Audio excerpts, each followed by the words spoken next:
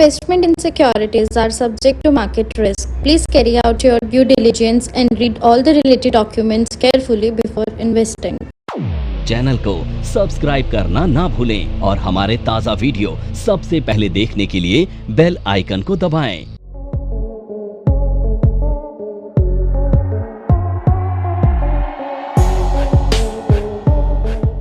तो आज हम शुरू करेंगे फंडामेंटल्स। अब देखिए फंडामेंटल क्या होता है, फंडामेंटल की ज़रूरत क्या है, फंडामेंटल को किस तरह से यूज़ किया जाता है और फंडामेंटल कोर्स में हम क्या क्या पढ़ेंगे, आज इसकी हम बात करेंगे। तो देखिए ये जो फंडामेंटल है इसमें हम लोग इन 5 मेजर चीज़ों के बारे में पढ़ने वाले हैं, जो है global research, events, industry analysis, company analysis और डेटा एनालिसिस। तो जब भी हम फंडामेंटल को यूज करते हैं स्टॉक मार्केट में, तो हमारा उद्देश्य होता है कि एक सस्ता शेयर किसी भी तरह से हम बाय करें ताकि उसे इन्वेस्टमेंट के लिए अगर रखा जाए तो साल 2 साल में हमें एक अच्छा मुनाफा उस स्टॉक से मिल सके। अब सवाल यह है कि फंडामेंटल किस तरह से इन्वेस्टर्स की हेल्प करता है। तो देखो, जब तक इन्वेस्टर सस्ता नहीं खरीदेगा, सस्ते शेयर को महंगा कैसे बेच पाएगा।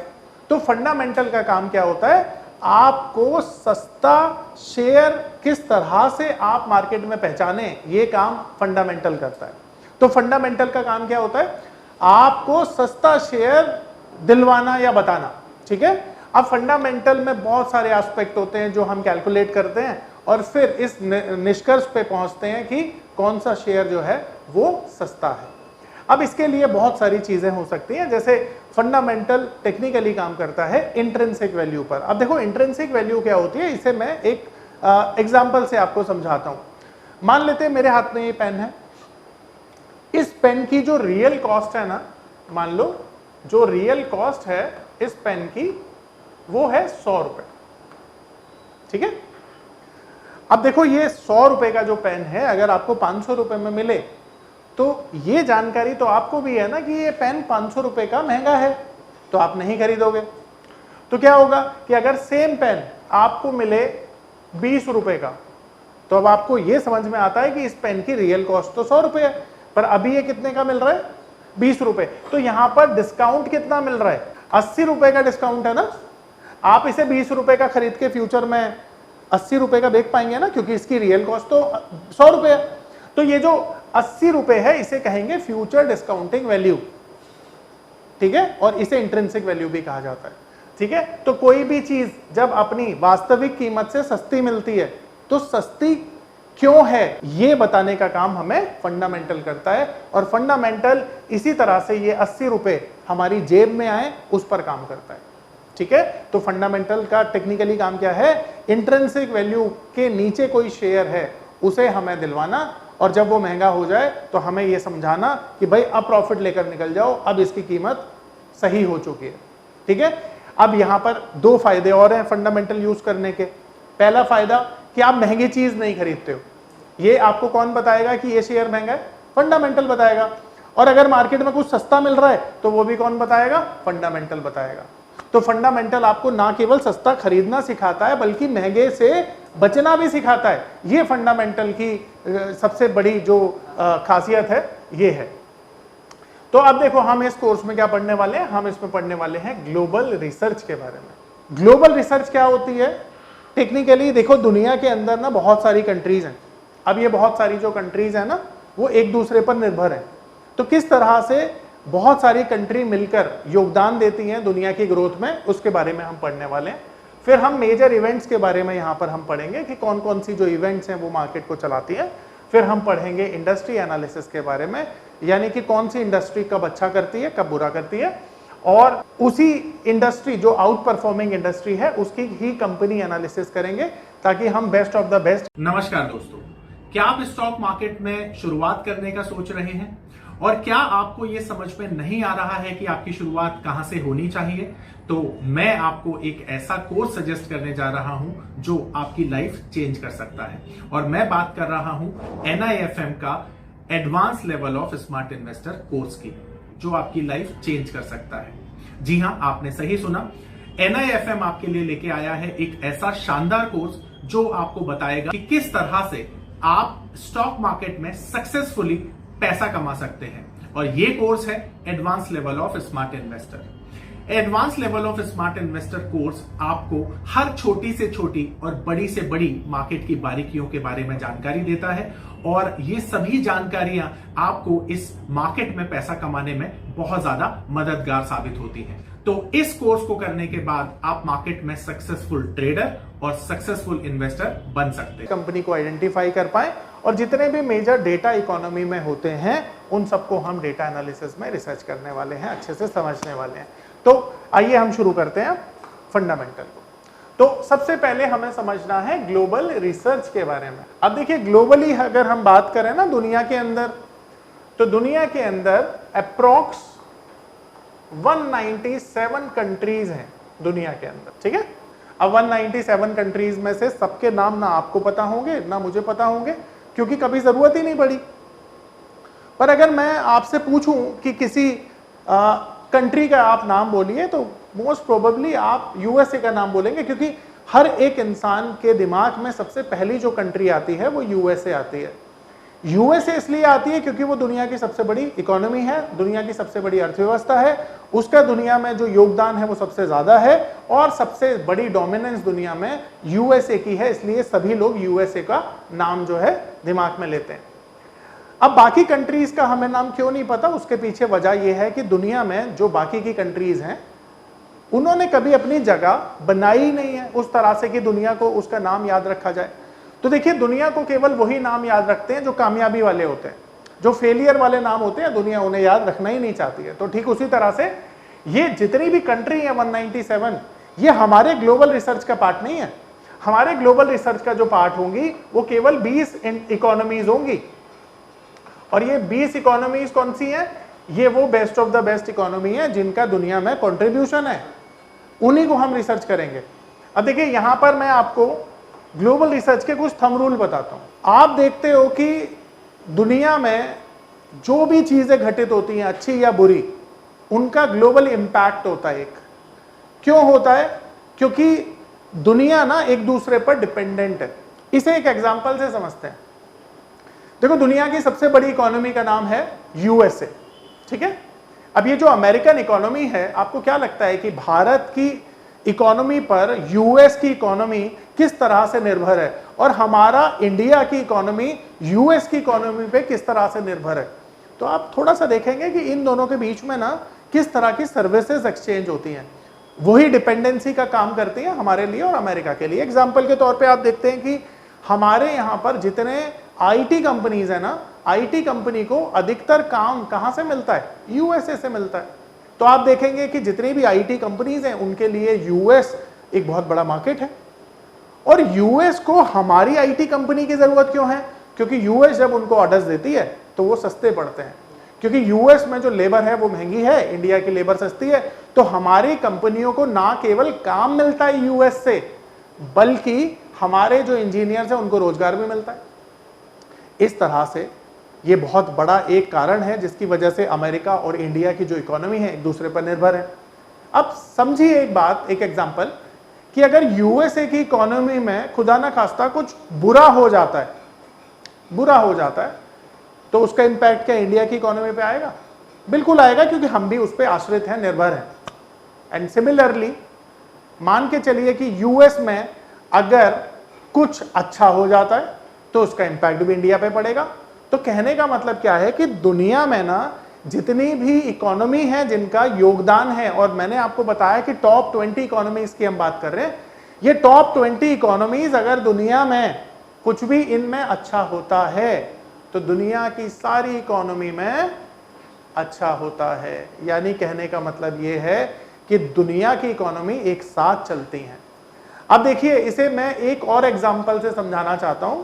ये पावर ऑफ नंबर थ्योरी इतनी बेहतरीन थ्योरी है कि इसे करने के बाद आप एक अलग अनुभव करेंगे और आपको लगेगा कि शायद इसी चीज की आपको तलाश थी। बहुत सालों की ट्रेडिंग के बाद, इन्वेस्टिंग के बाद आपको शायद ऐसे प्रोडक्ट की जरूरत थी जो मार्केट में आपको वो कॉन्फिडेंस दे पाए, जिस कॉन्फिडेंस के साथ आप रोज पैसा कमा पाए और जितना आप चाहें उतना पैसा कमा पाए। तो हमारी ये जो पावर ऑफ नंबर थ्योरी है ये आपको आपकी सभी इच्छाओं को पूरा करने के लिए है। और आप देखेंगे कि इस थ्योरी को करने के बाद जो आपका कॉन्फिडेंस है, आपकी जो एक्यूरेसी है, आपकी जो क्षमताएं हैं मार्केट से पैसा कमाने की, वो बहुत ज्यादा बढ़ जाएंगी। और आप देखेंगे कि जो आपने आज से पहले अनुभव नहीं किया था अपनी ट्रेडिंग के दौरान या इन्वेस्टमेंट के दौरान, आप इतना बेहतर अनुभव करेंगे इस कोर्स को करने के बाद। तो ये मान के चलिए कि कोविड चाइना में आया था और कोविड एक ऐसी बैड इवेंट थी जिसकी वजह से करोड़ों लोगों ने अपनी जानें गंवाई। अब कोविड का ओरिजिन क्या था? चाइना। पर क्या आप किसी ऐसी कंट्री का नाम बता सकते हैं जहां कोविड नहीं पहुंचा हो? तो आप बोलेंगे कि ये तो बड़ा मुश्किल काम है क्योंकि हर जगह कोविड पहुंचा था। सो कोविड ना एक ऐसा एग्जाम्पल है ग्लोबल रिसर्च का जो फिट बैठता है हमारे इस लर्निंग में। देखिए, कोविड ने हमें सिखाया कि दुनिया में ना किसी भी मेजर इकोनॉमी में अगर कोई प्रॉब्लम होगी तो वो उस इकोनॉमी की प्रॉब्लम ना होकर पूरी दुनिया की प्रॉब्लम बन जाएगी। ठीक है? तो ठीक इसी तरह से दुनिया की कोई भी इकोनॉमी में अगर प्रॉब्लम है तो दुनिया की बाकी इकोनॉमी में भी वो प्रॉब्लम पहुंच जाएगी। तो हम ये कह सकते हैं कि अगर दुनिया की जितनी भी मेजर इकोनॉमी है, अगर सब इकोनॉमी अच्छा करेंगी तो हमारी इकोनॉमी भी अच्छा करेगी। और अगर दुनिया की बाकी इकोनॉमी बुरा करेंगी तो हमारी इकोनॉमी कैसे अच्छा कर लेगी? क्योंकि दुनिया में ना जिस तरह से हमें समाज की जरूरत होती है अपनी जरूरतें पूरी करने के लिए, कोई एक इंसान सरवाइव नहीं कर सकता अकेले, ठीक उसी तरह से कंट्रीज को भी एक दूसरी कंट्री की जरूरत होती है। तो यहां पर ग्लोबल रिसर्च में हमने ये सीखा कि दुनिया की कोई भी मेजर इकोनॉमी में जब भी प्रॉब्लम आएगी, आपकी इकोनॉमी में भी प्रॉब्लम आ जाएगी।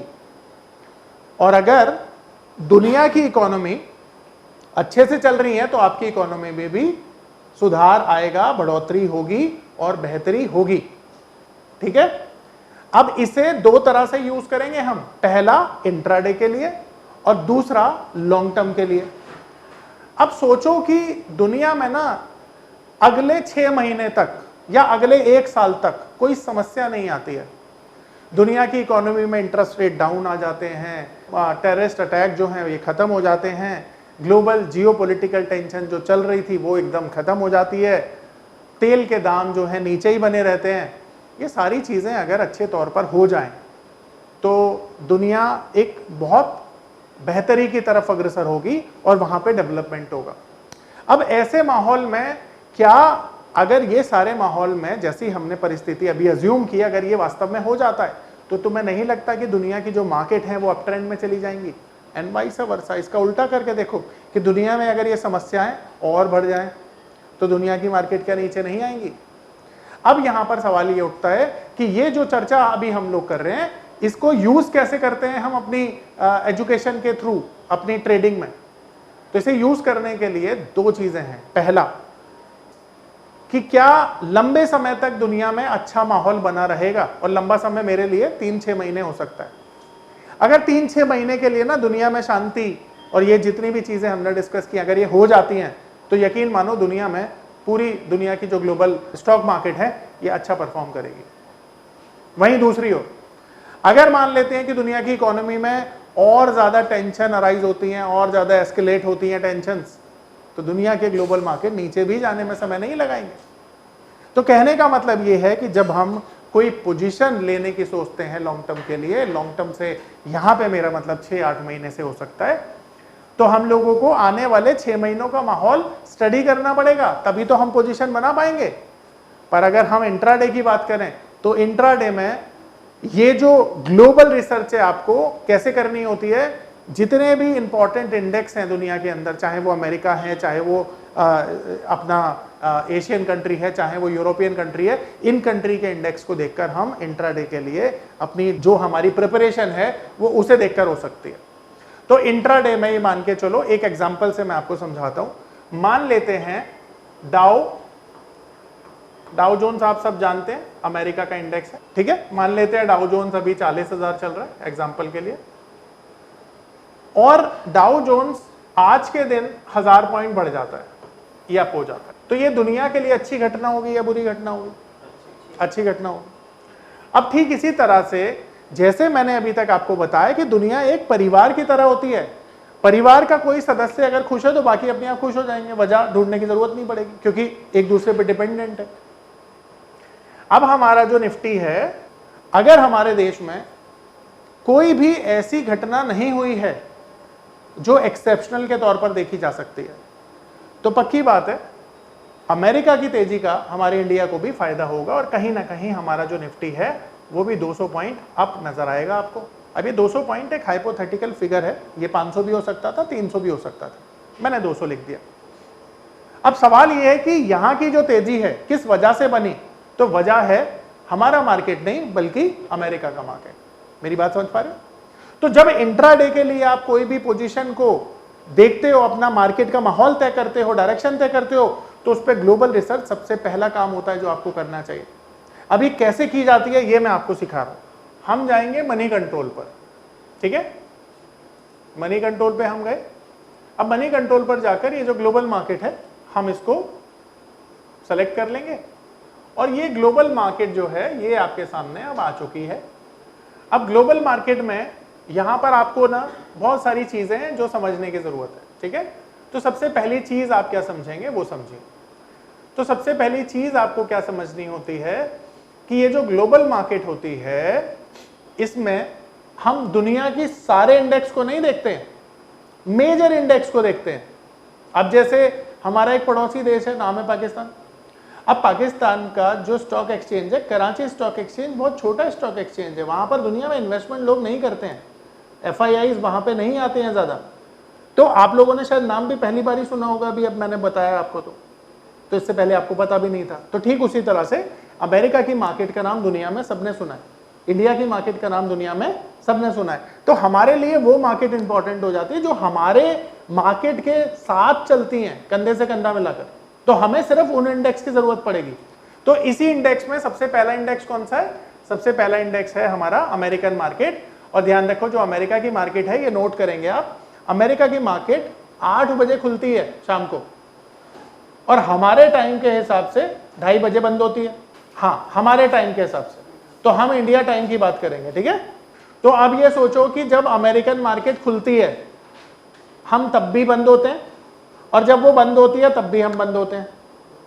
पर इसका एक साइकोलॉजिकल इफेक्ट है जो हमारी मार्केट पर देखने को मिलता है अगले दिन। यानी मान के चलो आज मंडे है, मान लो, तो फ्राइडे के दिन, या ऐसा समझो आज मंडे है तो आज जब अमेरिका मार्केट खुलेगी, ठीक है, तो हमारी मार्केट तो उस वक्त चल नहीं रही होगी ना, पर अमेरिकन मार्केट जब बंद होगी तब भी हमारी मार्केट नहीं चल रही होगी। तो हमारी मार्केट पर उसका इंपैक्ट अगले दिन सुबह आएगा, ठीक है, अगले दिन सुबह आएगा। अब इसके बाद ये देखो, ये अमेरिका के 3 इंडेक्स हैं, डाउ जोन्स, S&P 500 और नैस्डैक, ठीक है। इसी तरह से यूरोपियन मार्केट कैसे काम करती है, देखो ये है लंदन का मार्केट, ठीक है, कौन सा, फुट्जी, और ये है पेरिस का मार्केट और ये है जर्मनी का मार्केट, ठीक है, इसे कहते हैं फुट्जी, कैग, डेक्स। अब ये तीनों यूरोपियन मार्केट है और यूरोपियन मार्केट हमारे हिसाब से, हमारे टाइम के हिसाब से 1:30 बजे ओपन होती है और रात को 8 बजे के आसपास क्लोज होती है। तो ये हमारी मार्केट के साथ साथ चलती है कितने घंटे, सिर्फ 2 घंटे, ठीक है। और ये है हमारी एशियन मार्केट। अब देखो एशियन मार्केट में बहुत सारे इंडेक्स आप देख पा रहे हो, बहुत सारे इंडेक्स हैं जो आप देख पा रहे हो, पर इंपॉर्टेंट कौन से इंडेक्स होते हैं पता है? हमें सिर्फ देखने हैं यहां पर 4 मेजर इंडेक्स जो हमारे लिए इंपॉर्टेंट होंगे। ये तो हमारा गिफ्ट निफ्टी है। अब ये गिफ्ट निफ्टी बेसिकली क्या है पता है आपको? हमारा निफ्टी का इंडेक्स जो फ्यूचर में ट्रेड होता है, गिफ्ट निफ्टी एक बेसिकली प्लेटफॉर्म है जहां पर FIIs के लिए एक हेजिंग प्लेटफॉर्म दिया जाता है। अब यही गिफ्ट निफ्टी के नाम से हमारे इंडिया में ट्रेड होता है, पर यहां पर हम लोग पार्टिसिपेट नहीं कर सकते, पर इसकी जो वैल्यू होती है वो सेम वैल्यू निफ्टी फ्यूचर के रूप में ट्रेड होती है। यानी यहां जो आप वैल्यू देखोगे गिफ्ट निफ्टी की, वही निफ्टी की वैल्यू हमारे यहां पर फ्यूचर के रूप में ट्रेड हो रही होगी, ठीक है। तो यहां से क्या तय होता है? निफ्टी के फ्यूचर की वैल्यू। अब देखो ये जो गिफ्ट निफ्टी है ये इंडियन मार्केट है, निक्केई जापान का मार्केट है, और ये जो हैंगसेंग है ये हांगकांग का मार्केट है, और ये जो शंघाई है ये चाइना का मार्केट है। तो हमारे लिए ना केवल ये 4 मार्केट इंपॉर्टेंट है, बाकी मार्केट इतने ज्यादा इंपॉर्टेंट नहीं है क्योंकि ये बहुत छोटी छोटी मार्केट है, ठीक है। अब ये समझ के चलो कि यहां पर अगर अमेरिका में पॉजिटिव आज के दिन में ट्रेंड रहता है तो अगले दिन एशियन मार्केट सुबह खुलेगा 6 बजे, तो एशियन मार्केट पर इसका पॉजिटिव इंपैक्ट आएगा या नेगेटिव? पॉजिटिव। तो पॉजिटिव इंपैक्ट आएगा। ठीक उसी तरह से फिर एशियन मार्केट अच्छा परफॉर्म करेगा, करेक्ट है ना? फिर ये अच्छा परफॉर्म करेगा, और जब ये अच्छा परफॉर्म करेगा तो इसका पॉजिटिव इंपैक्ट कहां पे आएगा? European market. पर सोचो सबसे बड़ा चैलेंज क्या है? सबसे बड़ा चैलेंज है कि जब हमारा मार्केट बंद हो रहा होगा 3:30 बजे, तो हमारे दिमाग में एक सवाल आएगा कि कल मार्केट कैसा हो सकता है। इस बात का जवाब आपको टेक्निकल चार्ट भी दे सकता है, कोई बढ़िया न्यूज आने वाली है वो भी दे सकता है, और साथ ही साथ इस बात का जवाब आपको एक और दे सकता है, और वो है डाउ जोन फ्यूचर। देखो जब हमारा मार्केट नहीं चल रहा होता ना, जैसे आप देखोगे कि जब हमारा इंडियन मार्केट बंद हो जाएगा 3:30 बजे बंद हो जाएगा, 3:30 के बाद भी ये जो गिफ्ट निफ्टी है ये मार्केट में चल रहा होगा, 8 बजे भी चल रहा होगा, 9 बजे भी चल रहा होगा, रात को 12 बजे भी चल रहा होगा। तो ये तुम्हें जानकारी देता है कि अगले दिन हम कहां खुलने वाले हैं। तो अगले दिन की परफॉर्मेंस क्या होगी इसका अंदाजा लगाने के लिए आपको एक तरीका बताता हूं। आप डाउ जोन का फ्यूचर देख सकते हैं। अब डाउ जोन का फ्यूचर, अभी तो वहां पे लोग सो रहे होंगे ना, अभी मार्केट खुलेगी नहीं, मार्केट तो खुलेगी रात को हमारे हिसाब से। तो आज डाउ जोन्स कैसा खुल सकता है वो डाउ जोन्स के फ्यूचर को देखकर देख सकते हो आप।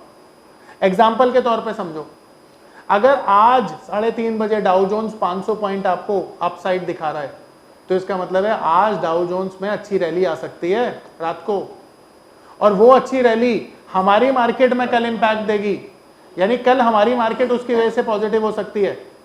यही लर्निंग हुई। तो ये सारी चीजें आप किससे देख सकते हो? डाउ जोन फ्यूचर से। मेरी बात किसको नहीं समझ में आई सवाल पूछ सकते हैं। अरविंद सर, अगर मान लो डाउ जोन्स 500 कोई नहीं है अब दिखा रहा है जी, तो इंडियन मार्केट में एक्सपेक्टेड कितने पॉइंट्स का रेंज हो सकता है?